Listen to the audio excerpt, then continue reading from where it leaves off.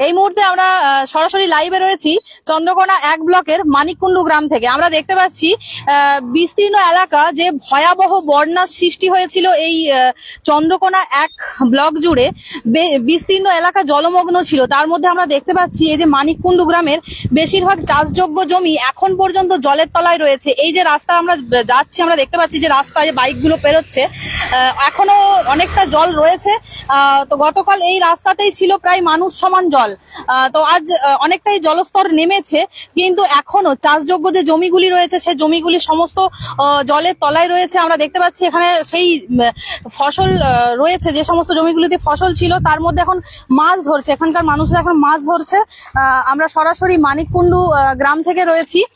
আমরা দেখতে পাচ্ছি চাষযোগ্য জমি বিস্তীর্ণ এলাকা পুরোপুরি জলের তলায় রয়েছে।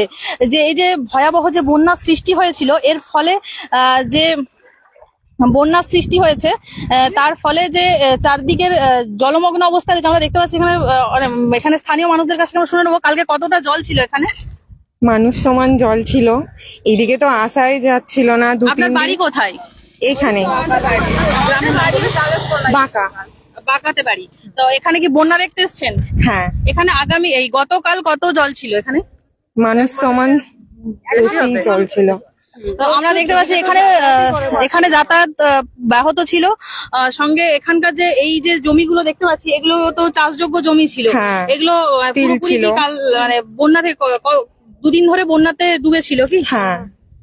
তো আমরা দেখতে পাচ্ছি এখানে যে মানিককুণ্ডু গ্রাম রয়েছে, এই যে রাস্তা এই যে গ্রামীণ সড়ক যেটি রয়েছে পুরোপুরি জলের তলে আমরা দেখতে পাচ্ছি।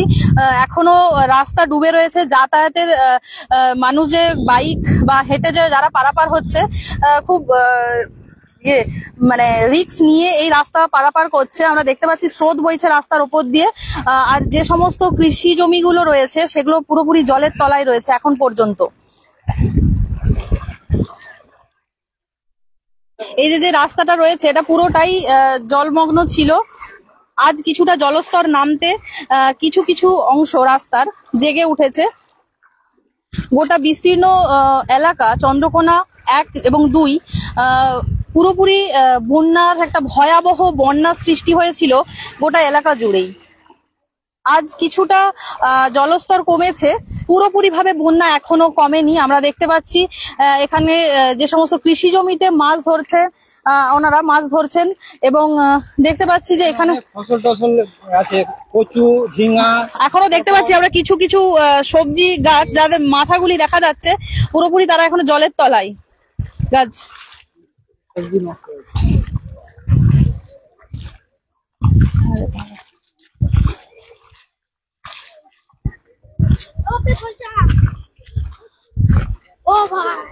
এই যে গ্রামীণ সড়ক এর ওপরে ছিল মানুষ সমান জল, এখন তা কিছুটা কমেছে, আজ কিছুটা কমেছে।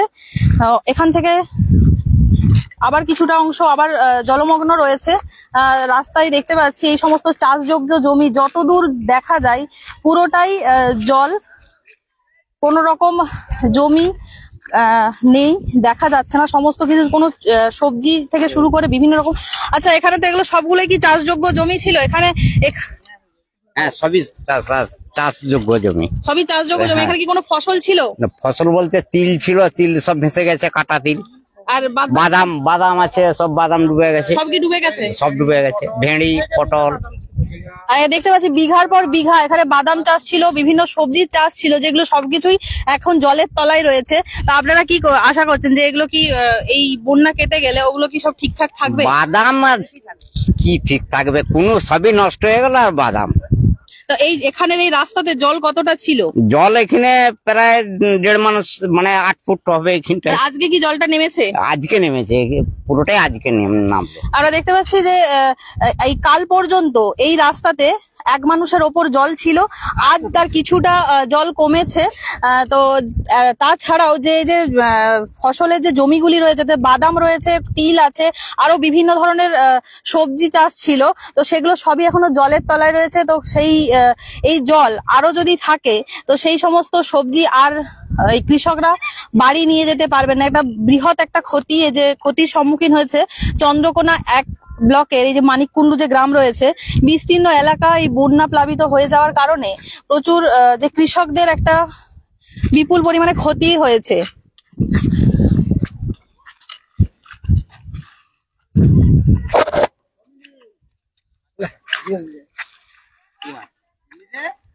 দেখতে পাচ্ছি সেই চাষযোগ্য জমিতে এখন ফসল নেই, চলছে মাছ ধরা। আমরা দেখতে পাচ্ছি সামনেই মাছ ধরছে মানুষ।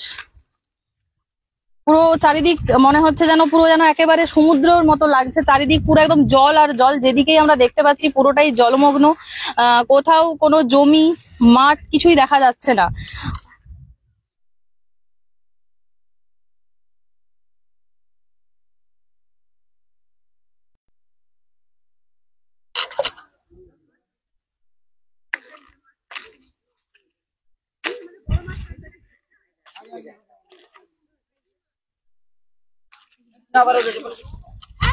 কি মাছ ধরলেন?